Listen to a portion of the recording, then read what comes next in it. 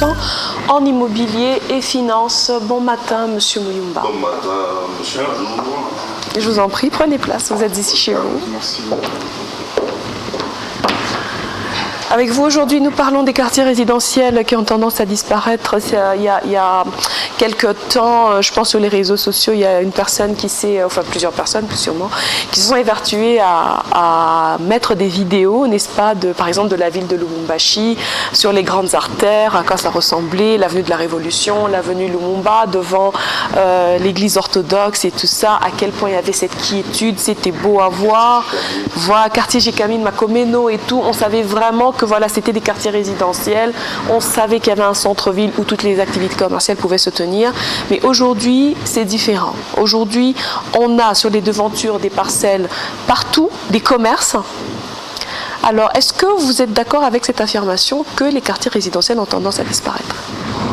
Oui, en fait je suis d'accord avec vous, il y a d'autres endroits, hein,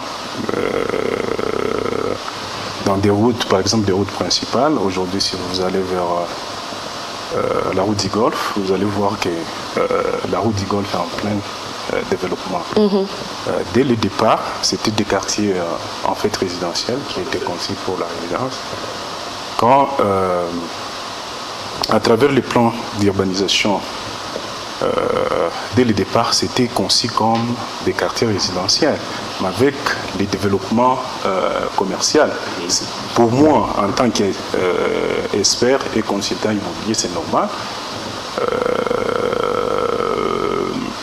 C'est normal, il y a des quartiers en croissance, mais il y a d'autres endroits, parce que dès le départ, quand on fait les lotissements, on essaye de déterminer. On dit, cet endroit, on va mettre les marchés, cet endroit, il y aura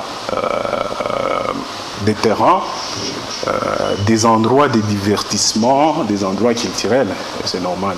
Même présentement, si vous voyez la plupart des grandes artères de la ville de Lubumbashi, là où c'était tellement beau, c'est en plein développement ou en pleine transformation. Très bien, mais Monsieur Doudou, puisque vous le dites, c'est vraiment un changement qui n'était pas prévu pour ces artères. Est-ce que nous devrions voir ça comme un signe d'alarme ou encore un danger derrière tous ces changements? Un danger derrière tous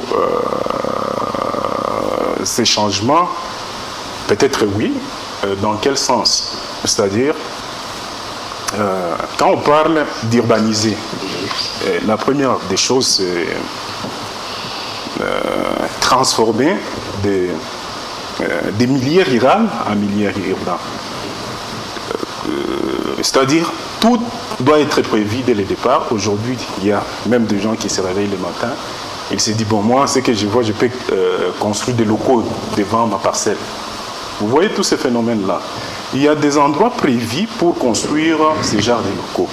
Mais rien n'empêche, dans le développement immobilier, il y a des constructions qu'on peut toutefois mélanger. On peut toutefois mélanger des constructions. On s'est dit, bon, on peut construire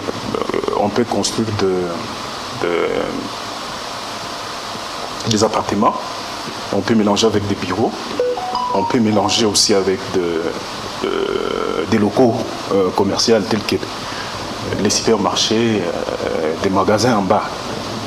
Pour celui qui développe ces projets, lui, ce qu'il est en train de voir dès le départ, c'est les gains, mais ça fait aussi beau, quand vous voyez en passant, ça fait aussi beau. Ça fait aussi beau. Mais, oui. Parfait, mais ne pensez-vous pas que ce domaine où la naissance de ces activités commerciales, il y a un manque de suivi pour cela et ces domaines où encore ces activités laissent un peu au désordre, sans contrôle? Oui, ça c'est en fait un problème de l'État, de l'urbanisme et habitat qui ne fait pas de suivi en termes, parce qu'aujourd'hui, quand vous regardez même au niveau des cadastres, dans des documents partout, il y a des endroits, nous, en tant qu'experts immobiliers, quand nous faisons des évaluations immobilières, vous entrez sur un endroit, vous allez vous essayer d'analyser les codes de l'urbanisme et le code de l'urbanisme et des constructions. Vous constatez qu'il y a une rivière qui passe dans une parcelle de quelqu'un. Vous comprenez? Or, une rivière ne peut pas passer dans une parcelle de quelqu'un. Ce sont la loi interdit de construire sur des endroits marécagés, avec tous les dangers des catastrophes naturelles qui peuvent arriver aujourd'hui. Mais je reviens à la question, vous dites cela n'est pas un danger. Ça peut être un danger. Dans quel sens? Il y a des endroits prévus pour le commerce. C'est pourquoi quand on fait les lotissements, vous allez voir, dès le départ, on essaye de spécifier. On dit, cet endroit est prévu pour les commerces, pour les marchés. Parce que les marchés là, si quelqu'un a besoin de faire des activités commerciales, il peut aller au marché, commencer ses activités. Mais aujourd'hui, les gens préfèrent faire les activités partout. Il y a quelques catégories d'activités. Par exemple, vous voyez, cette activité ne peut être exploitée que certains endroits. Mais si vous quittez par exemple ici chez nous, vous allez dans d'autres pays, vous allez voir qu'il y a des endroits prévus juste pour la construction des malls. C'est-à-dire quand vous allez trouver des malls. Les centres commerciaux. Oui, oui. Les gens sont en train de vendre, de faire des activités. Vous allez trouver ici, on vend les habits, ici, on vend ceci, et de l'autre côté, on vend cela. Oui. Ici, chez nous, c'est du désordre. Sur le plan, en fait, il y a un problème sur le plan démographique. Bon, moi, je pense que les études ne sont pas du tout faites. Faites au préalable. Au préalable, les études démographiques, parce que les études démographiques, on sait, dès le départ, on s'est dit, dans 10 ans, par exemple, la ville de Lubumbashi va doubler, la population va quitter, par exemple, de 20 millions à 40 millions. C'est qu'on prévoit. Dans 5 ans, déjà, on aura à faire le développement des nouveaux quartiers. Avec toutes les prévisions. Maintenant, la population est concentrée sur un seul endroit.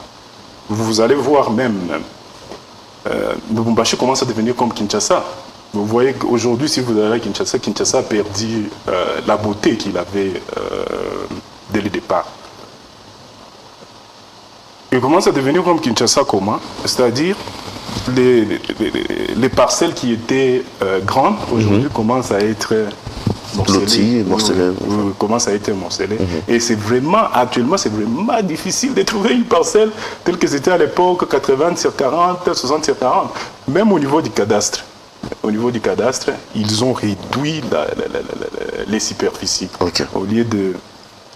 soit parce que c'était 80 sur 40, ils ont descendu à 60 dans des endroits urbanisés, dans des 60 sur 40. Aujourd'hui, 30 sur 40. Aujourd'hui, je ne sais pas s'ils sont à combien. Vous voyez. C'est-à-dire, tout cela, c'est par manque de planification. C'est-à-dire, on doit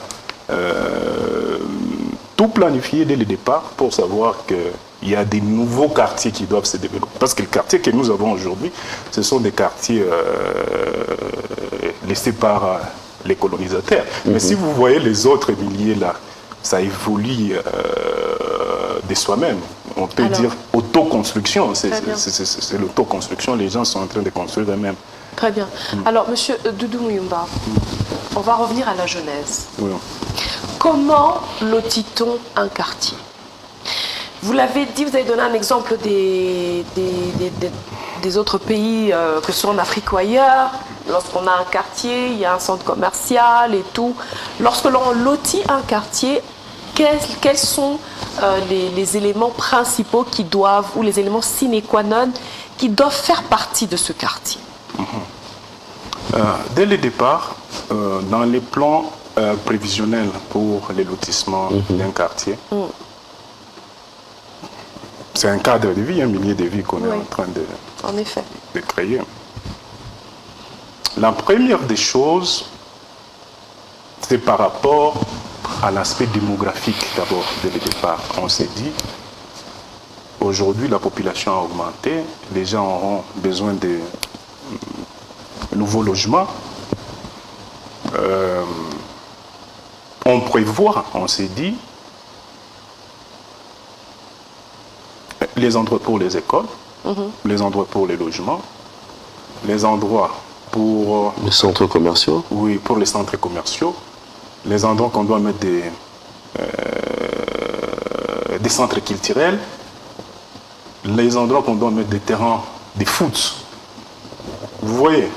C'est-à-dire, dès le départ, on a un plan des lotissements. Maintenant, actuellement, si vous voyez dans notre ville, on risque de perdre même les petits terrains qu'on avait. Il y a des terrains, des terrains de foot qu'on a prévus. Vous allez voir qu'on risque de perdre ça. Aujourd'hui, vous pouvez aller vers Malela. Vous voyez les terrains qui est là-bas. Ça existe jusqu'aujourd'hui. Vous allez vers Kabla, mais ces terrains existent. Mais les dangers qu'il y a, un jour, on risque de vendre ces terrains. C'est-à-dire tout ce qui était prévu dès le départ. Parce que c'est dès le départ qu'on prévoit tout cela. C'est-à-dire il y a les services d'aménagement du territoire qui fait d'abord des études géotechniques. Et c'est eux qui déterminent, en fait, quand vous avez parlé de l'aspect démographique, est-ce que c'est eux qui déterminent que voilà, dans ce quartier, on doit avoir, allez, je dis n'importe quoi, 5000 habitants, dans ce quartier, on doit avoir 2000 habitants, c'est un quartier d'une capacité d'autant d'habitants, est-ce que c'est eux qui déterminent autant de bâtisses? Non. En termes prévisionnels, je pense que c'est le travail de l'urbanisme et habitat qui doit faire en amont des études démographiques, en faisant des prévisions estimative sur les logements. La capacité du quartier, la capacité d'accueil. C'est eux qui décident la capacité d'accueil du quartier. C'est les autres services, ce ne sont que des services techniques qui doivent accompagner l'urbanisme et l'habitat. Alors, aujourd'hui, où est le problème de la RDC? Est-ce que c'est parce que, voilà, on a un quartier qui est loti et après on se contente de couper des parcelles que l'on vend, que l'on met à la disposition de la population qui achète les parcelles, qui finalement construisent des maisons chacun un peu comme il veut. Vous allez voir, ici il y a une maison en étage, ici il y a une maison basse et tout ça, qui normalement est habilité à même donner ce genre de recommandations pour le type de maison qu'il faut avoir, par exemple par rapport au terrain qu'on a et tout. Qui est censé faire tout ça? En fait, c'est le travail de l'urbanisme et habitat. Très bien. C'est l'urbanisme et habitat qui doit faire tout ce travail. Il sait qu'ici, on doit construire des maisons plein pied. Voilà. C'est-à-dire les maisons plein pied, ce sont des maisons taille basse. Ce n'est pas au propriétaire de décider. On doit construire des maisons R plus 3, R plus 4. Oui. C'est eux qui planifient cela. Mais actuellement, quand vous regardez, moi je pense que peut-être aussi au niveau de l'urbanisme et l'habitat, c'est comme s'il y a des gens, c'est comme s'ils sont distraits par rapport à leur mission. Ils se contentent juste de récupérer l'argent pour les permis de construire. Oui, vous avez parlé de terrain de foot par exemple. C'est, on va dire, allez, une façon d'avoir un centre. C'est pas vraiment un centre culturel, mais c'est un terrain.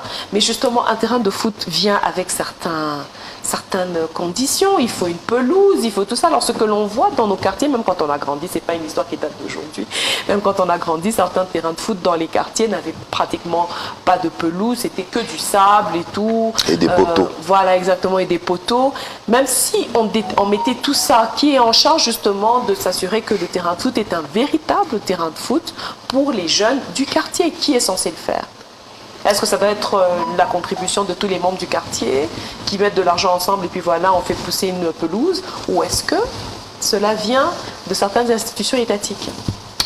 En principe, quand on fait le lotissement, il y a des endroits qui, par exemple, les terrains de foot, c'est un bien de l'État. Très bien. C'est l'État qui doit financer, l'État qui doit faire une planification par rapport aux projets qu'ils vont développer en matière de construction de stades, de construction des marchés. Ce sont purement des biens de l'État, parce que ça permet à l'État aussi de faire entrer ces recettes. Très bien. Alors moi, j'ai pris cette virgule justement pour juste qu'on comprenne un peu comment on lotit les quartiers. Alors maintenant, on va revenir un peu dans le vif de notre sujet qui est faut-il interdire les commerces dans les quartiers résidentiels? Ma question pour vous, Monsieur Doudou Muyumba, c'est de savoir, lorsque des personnes décident, c'est vrai, ils ont acheté une parcelle, ils ont tous les papiers pour, et puis voilà, finalement, dans le commun hein, des Congolais que nous sommes, vous allez apprendre que peut-être, voilà, papa est pensionné, maman ne travaille plus. Alors pour qu'on ait une unité de production et de revenus, il faut que nous puissions avoir une alimentation à nous. Et cette alimentation à nous, c'est qu'on va casser le mur de la clôture et qu'on va construire voilà, une petite alimentation et tout ça. Et une fois que moi je l'ai fait, le voisin le fait, le troisième voisin le fait, finalement notre quartier devient, après c'est pas qu'alimentation, hein, après c'est des terrasses. Après, c'est des restaurants. Après, c'est des maléois. Après, non, finalement, après, c'est soit vente de vêtements. Mais tous les quartiers résidentiels, aujourd'hui, dans la majorité, dans nos villes, les grandes villes de la RDC, lorsque vous vous y promenez, devant les parcelles, il y a un commerce. Est-ce que, normalement, la loi interdit cela ou est-ce que nous sommes libres de le faire parce que ça se fait déjà? Moi, je pense que j'ai déjà répondu à cette question. J'ai dit ceci, il y a des endroits prévus pour les activités commerciales. Oui. Dès le départ, quand l'État lotit, il laisse un endroit, par exemple les marchés. Ce sont des petits commerces qu'on peut faire au marché. C'est-à-dire, les marchés existent pour ça. Oui. On ne peut pas se réveiller un matin, on s'est dit parce qu'on n'a plus de moyens, on doit construire. Non. On doit construire des locaux, des vents pour commencer à vendre. Non. Oui, vous avez répondu, c'est vrai, mais moi je m'apaisantis et j'insiste sur est-ce que la loi interdit vraiment? Mais la loi ne permet pas parce qu'il y a des marchés qui existent. Quand on parle des marchés pirates, ce sont des marchés pirates. Ce sont des marchés qui ne sont pas différents. La loi prévoit des espaces pour ça. Oui. La loi a prévu des espaces pour ça. Si vous avez besoin aujourd'hui de faire le commerce, vous allez au niveau des marchés musées, vous allez trouver l'endroit, vous voyez les chefs, celui qui gère les marchés, sûrement il va vous donner un endroit. L'administrateur. Oui. Mais si vous n'avez pas un endroit, tout autour du marché, et ailleurs, il y a des locaux. Même si vous allez à la Kenya, vous allez trouver, il y a des locaux que les gens sont en train de faire loin. C'est un endroit prévu pour le commerce. Mais dès le départ, quand on lotit, il y a des quartiers qui sont prévus pour les logements. Parfait. Aujourd'hui, vous allez trouver, il y a des gens qui ne dorment pas au-delà des minuit. Pourquoi? Parce qu'il y a des activités, il y a des maisons qui sont transformées en boîtes de nuit. Vous voyez, tout ça, c'est un problème très sérieux. Moi, je crois que je reviens à la question, faut-il interdire? Oui, je pense que c'est nuire. Très bien, mais on a également vu dans notre environnement, surtout à Lubumbashi, certains démolissements qui se font, mais comme Alice le disait tout à l'heure, alimentation placée chez soi, devant sa maison, mais l'État congolais passe pour démolir toutes ces activités commerciales. Est-ce que c'est parce que ces activités entrent également dans les voies qui appartiennent à l'État, ou simplement parce que ce n'est pas autorisé d'avoir une activité commerciale dans ce genre d'endroit? Bon, je vais essayer un peu de répondre à cette question. Quelqu'un qui va ériger une cabine au niveau de haute tension, vous en passant, vous voyez, le monsieur a déjà érigé une cabine au niveau de haute tension. Or, quand on parle d'urbaniser, c'est transformer. C'est transformer, même milieu rural, en une ville, c'est-à-dire on met toutes les conditions d'habitabilité qui permettent à la personne de mieux vivre. Quelqu'un qui va, nous avons vu à Kinshasa avec Matadi Kibala, ce qui s'est passé avec des hautes tensions. Il y a des gens qui sont morts. Ce genre de pratiques, l'État doit veiller strictement à ça, il doit détruire. J'insiste beaucoup aussi sur l'urbanisme et l'habitat. Quand vous voyez les agents, ils ne font que marcher dans des parcelles des gens qui sont en train de construire pour chercher les gens qui ont des permis de construire. Mais ce n'est pas ça leur mission dès le départ. Ils doivent aussi veiller, voir quel genre de construction, quel type de construction. Ils doivent vérifier et contrôler pour que sa mission ne puisse pas faillir. Est-ce que vous pensez que ça contribue aussi à la détérioration des mœurs quelque part dans nos quartiers? Quand on compare la génération précédente qui a grandi dans des quartiers résidentiels plutôt calmes, on sait quand on rentre à la maison, vraiment sur la route, on rencontre des personnes du quartier que l'on connaît, alors qu'aujourd'hui avec la prolifération du commerce, des terrasses, que sais-je encore, il y a des gens qui viennent, qui repartent, il y a du bruit, les enfants sont exposés à une manière de vivre qui parfois n'a rien à voir avec l'éducation que leurs parents leur donnent. Vous pensez que ça contribue aussi à la détérioration des mœurs quelque part? Oui, ça détériore les mœurs. Dans quel sens? Je vais vous dire une chose.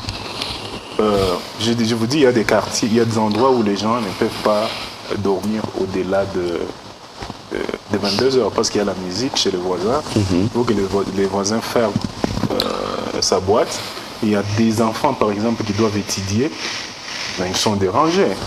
C'est-à-dire, et puis, actuellement, si vous allez, vous êtes ici en ville, vous êtes au golfe, vous allez voir qu'il y a beaucoup d'endroits qui ont été transformés en terrasses et en boîte de nuit.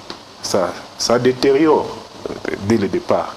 Vous voyez, il y a des comportements que les enfants parviennent, ils sont en train de voir. Par exemple, je disais, on est en train de vendre la bière. Ils sont en train de voir les comportements qui se passent. Si quelqu'un est ivre, complètement désinhibé, quoi. Directement, ça détruit. Et psychologiquement parlant, quand il est en train de grandir, il y a quelque chose qui est qu'on a mis dans sa tête.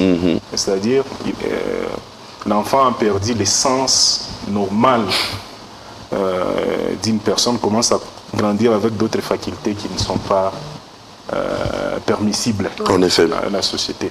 Est-ce que vous pensez que c'est possible de redresser la barre finalement? Parce que là, on parle, nous sommes dans les constats, dans tout ce que nous sommes en train de dire, nous sommes dans les constats que certainement vous aussi à la maison, chez vous, vous avez déjà vu, n'est-ce pas? Et vous savez que c'est le quotidien, en tout cas. Alors, est-ce qu'il est possible aujourd'hui, vous en tant qu'expert, dites-nous, est-il possible de redresser la barre avec des habitudes qui sont ancrées, cela fait plusieurs années aujourd'hui? Est-ce que c'est possible de redresser la barre? Oui, c'est vraiment possible de redresser la barre. La RDC est tellement grand, il y a des espaces verts qui existent jusqu'aujourd'hui. Tu veux aller là-bas? Non. Partout ici, là où nous sommes aujourd'hui, c'était une brousse. Oh, en effet, vrai, il n'y avait pas de maisons, il n'y avait pas quoi que ce soit. Je crois que les gens ont appris la leçon. Ce que nous devons faire, c'est quoi? On doit rentrer. C'est-à-dire, les Belges ont beaucoup travaillé pour nous. Nous voulons toujours rester dans des milliers qui sont venus. Parce que c'était une brousse. C'était une brousse. Moi, je peux vous donner l'exemple aujourd'hui de Dubaï. Quand vous allez à Dubaï, vous allez voir. Dubaï, c'était... il n'y avait pas de maison. Ils ont fait le développement. Aujourd'hui, tout le monde apprécie. Ils cherchent à aller là-bas. C'est-à-dire, on doit avoir une vision, on doit avoir une planification pour dire... pour créer des nouveaux quartiers, des nouvelles villes. On arrive à un endroit, on commence à faire les développements et vous allez voir qu'on ira de l'avant. Parce que jusqu'aujourd'hui, les milliers que nous sommes en train de vivre sont des milliers laissés par des Belges. Très bien. Alors, nous-mêmes, nous devons penser déjà à construire des nouvelles villes. Développer des nouvelles villes qui vont nous permettre de bien vivre. Très bien. Ça, c'est la meilleure des choses. Ouais. Très, très bien. Nous avons des personnes outillées pour ça, vous pensez? Des personnes outillées. Parce que quand on a quelqu'un, par exemple, qui a grandi dans cet environnement, il n'a vu que ça toute sa vie, même quand il a été à l'école, il a appris toutes les théories qu'il faut sur l'urbanisme et tout ça, est-ce que ça demande que ces experts-là puissent être exposés à une autre réalité pour après venir l'appliquer ici? Est-ce que nous avons des personnes tout à fait capables de le faire?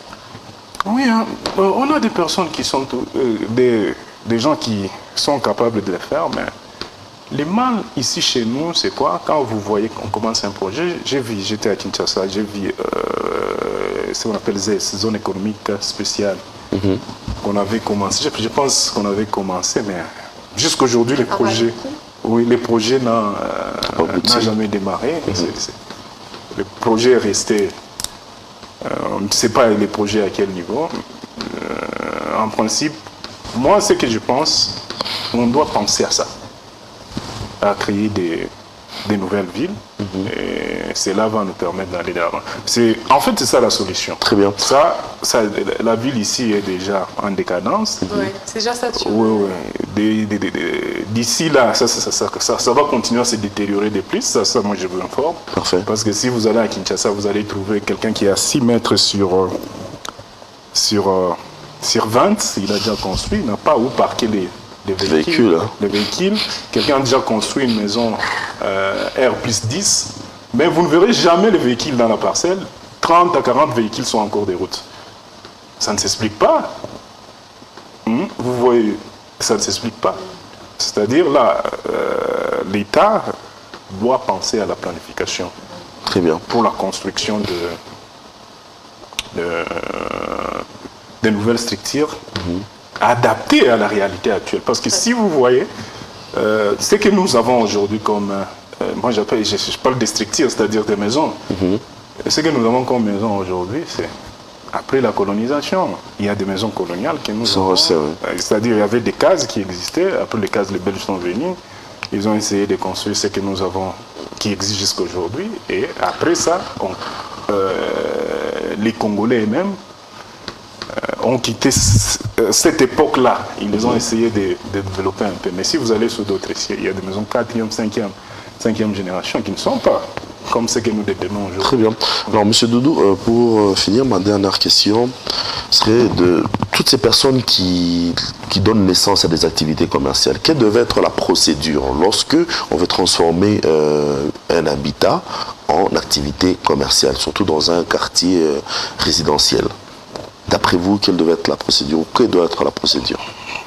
Bon, la meilleure des procédures, moi je pense que c'est parce qu'il n'y a pas des espaces qui étaient prévus dès le départ. Quand on a construit, il n'y a pas des espaces qui étaient prévus. Les espaces qui étaient prévus n'est que pour les marchés. Vous voyez, dès le départ, on a de l'endroit pour les marchés,